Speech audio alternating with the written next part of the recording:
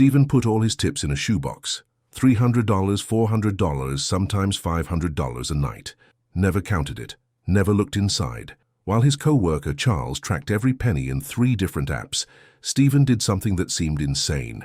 Every morning at 5:45 a.m., before his eyes fully opened, he'd dump the entire shoebox into a separate bank deposit envelope and drop it in the night deposit slot. He lived on just his 15-hour base pay, nothing else. 6 years later, Stephen owns his own mobile bartending company with 4 trucks. Charles, still counting his tips at 2 a.m., still broke at 30.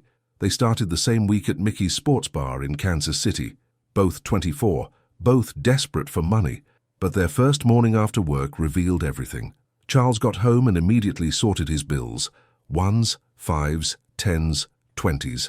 Logged into his budgeting app, calculated percentages, felt in control.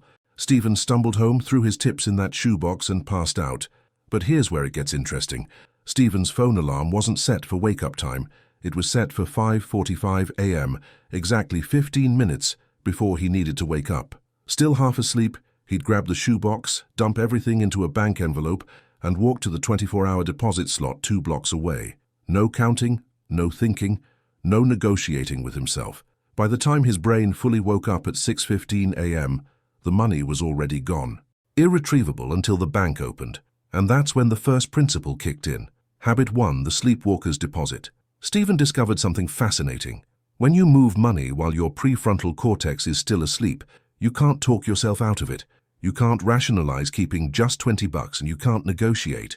The decision was made the night before. Everything in the box goes. Period. Charles laughed when he heard about this. That's insane, man. You don't even know what you're saving. But Charles knew exactly what he saved. 0. Because knowing and doing are enemies, not friends. 3 months in, something shifted. Stephen's base pay covered rent, food, utilities. Barely, but it covered them. His brain rewired itself. Tips became ghost money, money that didn't exist in his mental accounting. But Charles, every tip was mentally spent before he got home. That $312 Friday night, $50 for groceries, $60 for gas, $30 for... Wait, this is where Stephen's second move changed everything. Habit 2, the base pay prison. Stephen locked his checking account card in his car's glove box, only carried his credit union card where his base pay went. If he couldn't afford something with his hourly wage, he couldn't afford it. Simple, brutal, effective. Studies show we spend 12 to 18% more when we know we have access to backup funds. Stephen eliminated that option. His tips might as well have been on Mars. 6 months passed. Stephen's shoebox account had $31,000. He didn't know the exact amount. He deliberately never checked.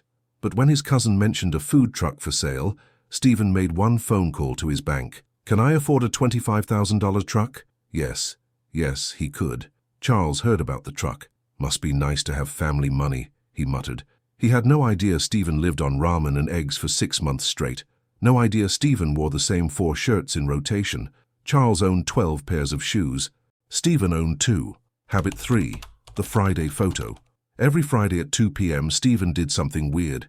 He'd call the bank's automated line, not to check the balance, just to hear it had grown since last week. Then he'd take a photo of himself, just his face, nothing else. After a year he had 52 photos. You could see his confidence literally growing, his posture straightening, his eyes getting brighter. Not because he was getting rich, because he was keeping promises to himself at 5:45 a.m. when nobody was watching. But here's the kicker, the thing that separates the Stephens from the Charleses. Charles believed managing money meant controlling it, tracking it, optimizing it. Stephen learned that managing money meant removing himself from the equation. The less he touched it, the more it grew. The less he counted, the more accumulated. By year 3, Stephen's first truck was profitable. The bank saw his discipline. 3 years of deposits, never a withdrawal. They loaned him money for truck number 2, then 3.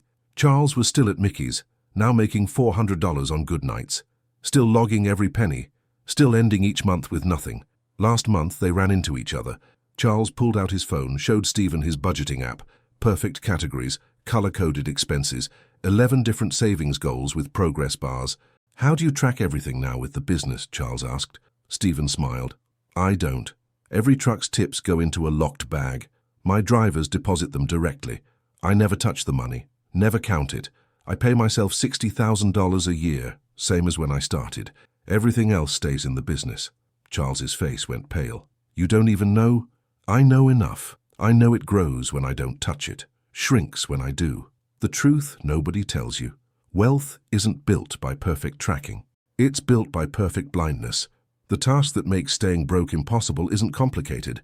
It's moving money while you're too tired to think about it.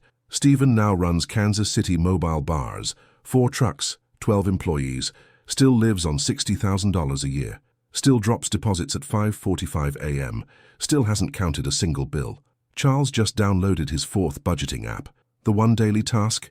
Move your money before your brain wakes up, before coffee, before consciousness, before your clever mind starts negotiating. Set your alarm for 15 minutes earlier than normal. That's your wealth window. That 15 minutes when you're too stupid to be smart. What time do you wake up? Subtract 15 minutes. That's your Stephen time. Type that exact time below.